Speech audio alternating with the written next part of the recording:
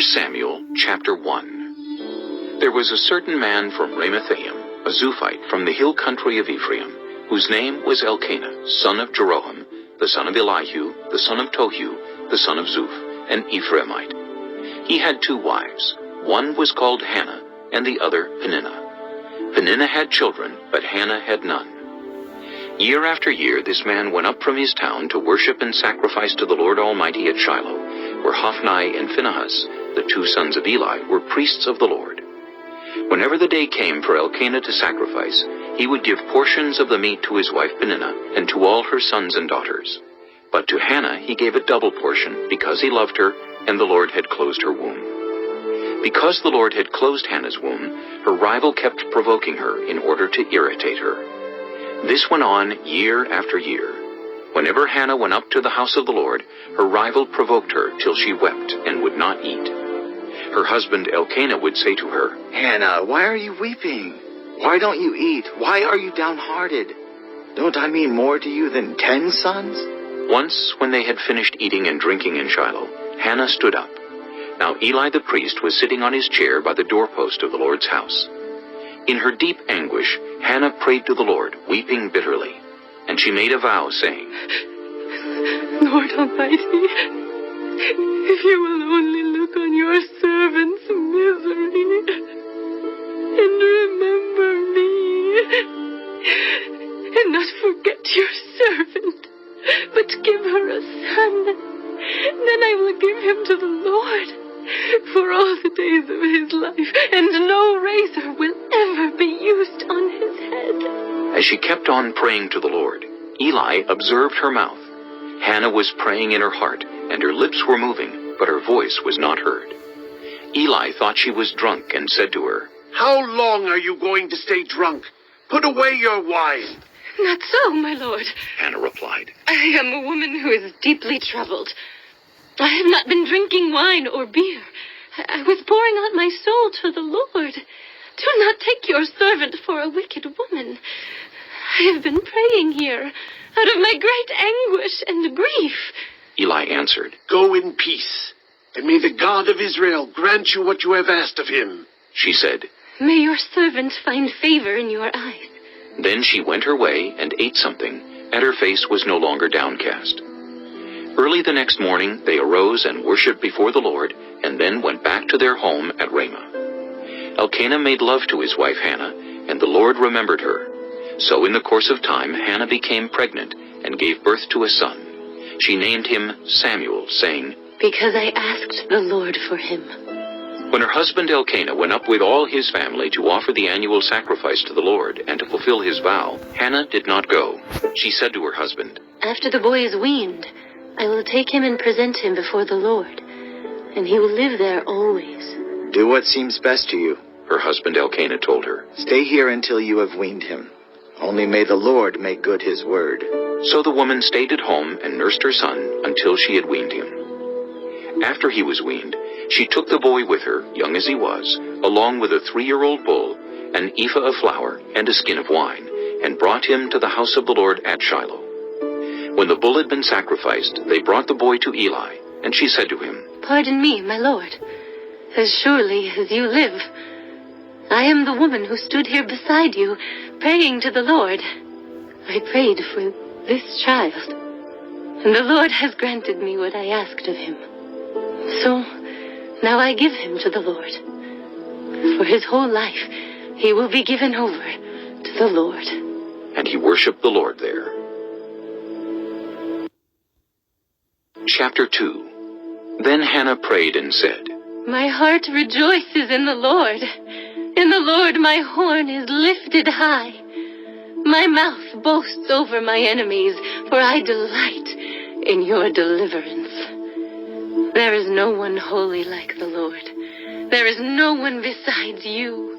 There is no rock like our God. Do not keep talking so proudly, or let your mouth speak such arrogance. For the Lord is a God who knows, and by him deeds are weighed. The bows of the warriors are broken, but those who stumbled are armed with strength. Those who were full hire themselves out for food, but those who were hungry are hungry no more. She who was barren has borne 7 children, but she who has had many sons pines away. The Lord brings death and makes alive. He brings down to the grave and raises up. The Lord sends poverty and wealth. He humbles and he exalts. He raises the poor from the dust and lifts the needy from the ash heap. He seats them with princes and has them inherit a throne of honor. For the foundations of the earth are the Lord's. On them he has set the world. He will guard the feet of his faithful servants, but the wicked will be silenced in the place of darkness. It is not by strength that one prevails. Those who oppose the Lord will be broken. The Most High will thunder from heaven. The Lord will judge the ends of the earth. He will give strength to his king and exalt the horn of his anointed. Then Elkanah went home to Ramah, but the boy ministered before the Lord under Eli the priest. Eli's sons were scoundrels. They had no regard for the Lord.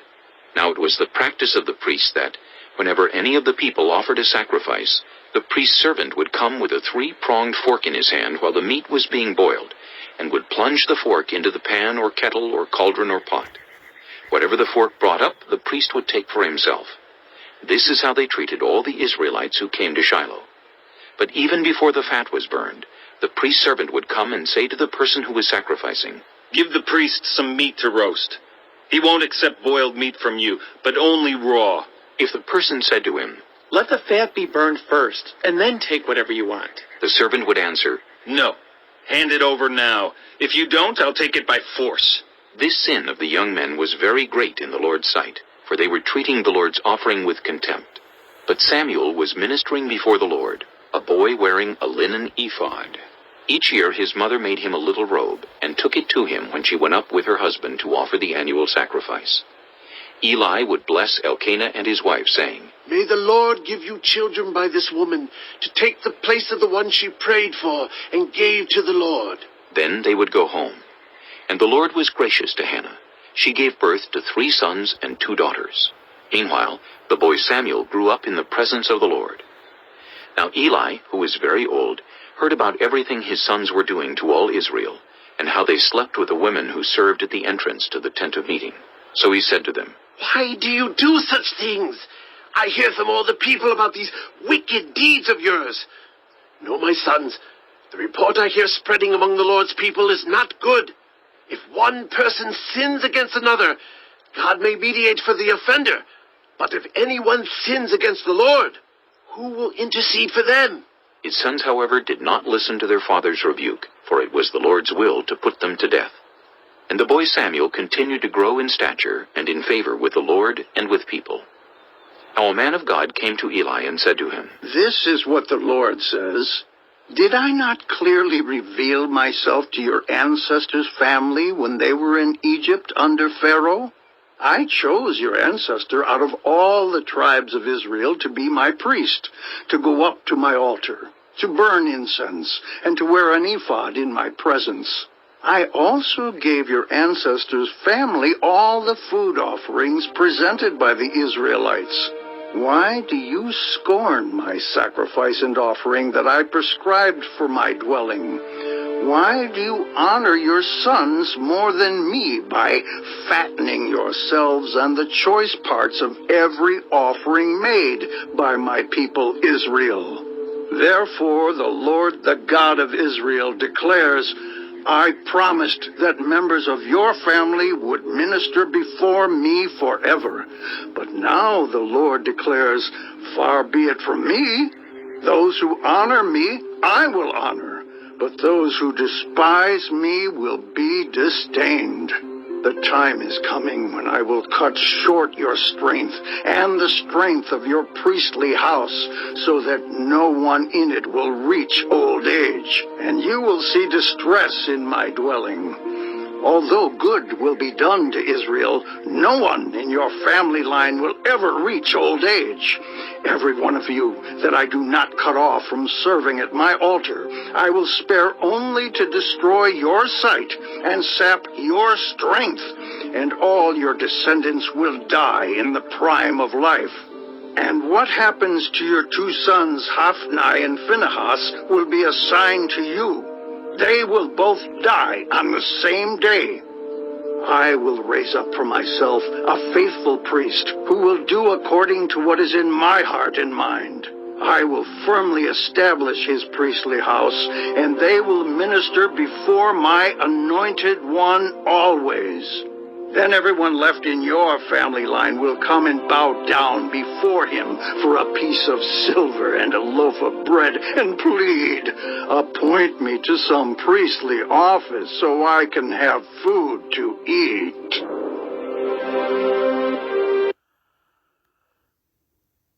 Chapter 3. The boy Samuel ministered before the Lord under Eli. In those days, the word of the Lord was rare. There were not many visions. One night Eli, whose eyes were becoming so weak that he could barely see, was lying down in his usual place. The lamp of God had not yet gone out, and Samuel was lying down in the house of the Lord, where the ark of God was. Then the Lord called Samuel. Samuel answered, Here I am. And he ran to Eli and said, Here I am. You called me? But Eli said, I did not call. Go back and lie down. So he went and lay down. Again the Lord called, Samuel. And Samuel got up and went to Eli and said, Here I am. You called me? My son, Eli said, I did not call. Go back and lie down. Now Samuel did not yet know the Lord. The word of the Lord had not yet been revealed to him. A third time the Lord called, Samuel. And Samuel got up and went to Eli and said, Here I am. You called me? Then Eli realized that the Lord was calling the boy. So Eli told Samuel, Go and lie down. And if he calls you, say, Speak, Lord, for your servant is listening. So Samuel went and lay down in his place. The Lord came and stood there, calling as at the other times, Samuel, Samuel. Then Samuel said, Speak, for your servant is listening. And the Lord said to Samuel, See, I am about to do something in Israel that will make the ears of everyone who hears about it tingle. At that time, I will carry out against Eli everything I spoke against his family, from beginning to end. For I told him that I would judge his family forever, because of the sin he knew about. His sons blasphemed God, and he failed to restrain them. Therefore, I swore to the house of Eli, the guilt of Eli's house will never be atoned for by sacrifice or offering. Samuel lay down until morning, and then opened the doors of the house of the Lord. He was afraid to tell Eli the vision, but Eli called him and said, Samuel, my son. Samuel answered, Here I am. What was it he said to you? Eli asked. Do not hide it from me. May God deal with you, be it ever so severely, if you hide from me anything he told you. So Samuel told him everything, hiding nothing from him. Then Eli said, He is the Lord. Let him do what is good in his eyes. The Lord was with Samuel as he grew up, and he let none of Samuel's words fall to the ground. And all Israel from Dan to Beersheba recognized that Samuel was attested as a prophet of the Lord. The Lord continued to appear at Shiloh, and there he revealed himself to Samuel through his word.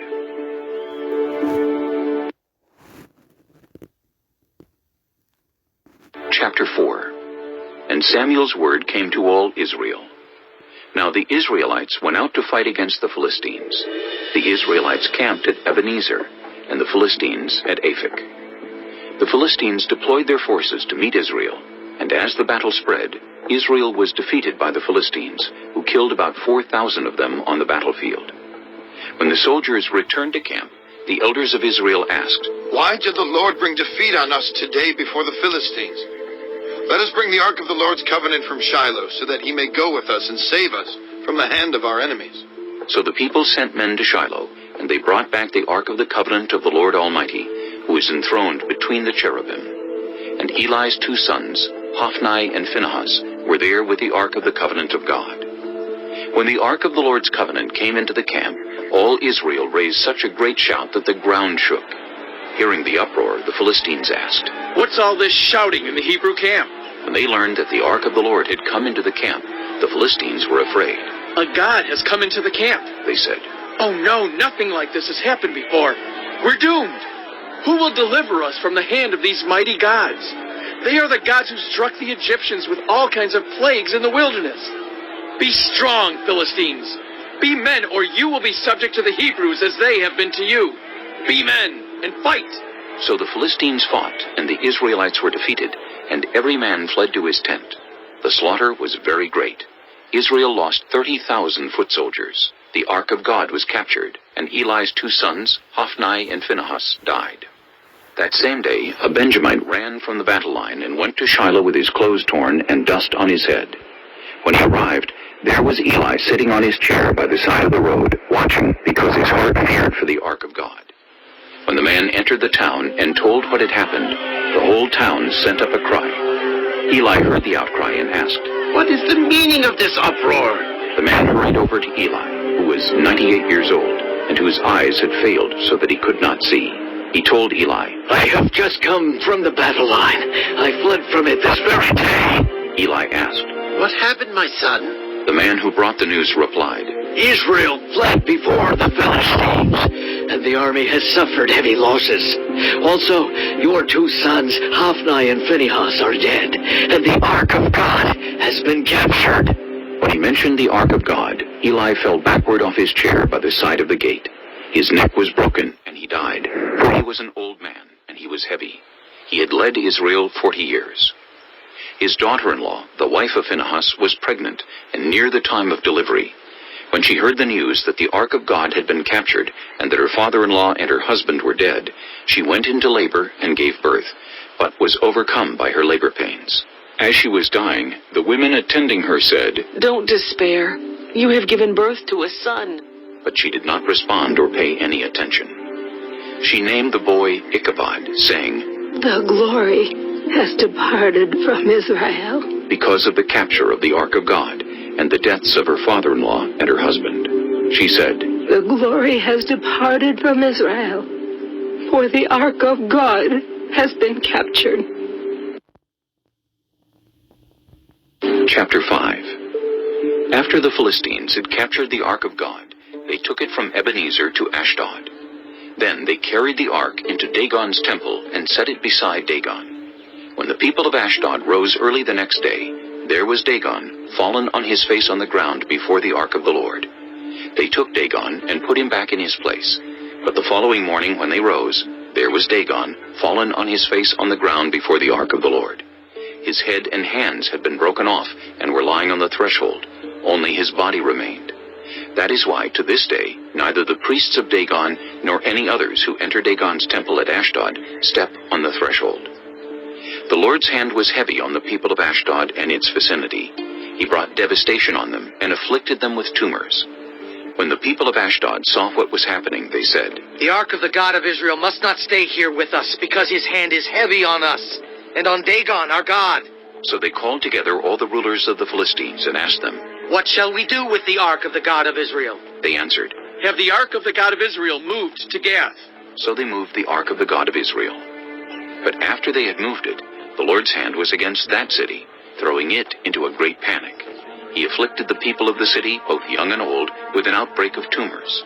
So they sent the ark of God to Ekron. As the ark of God was entering Ekron, the people of Ekron cried out, They have brought the ark of the God of Israel around to us, to kill us and our people. So they called together all the rulers of the Philistines and said, Send the ark of the God of Israel away. Let it go back to its own place, or it will kill us and our people. For death had filled the city with panic. God's hand was very heavy on it. Those who did not die were afflicted with tumors, and the outcry of the city went up to heaven.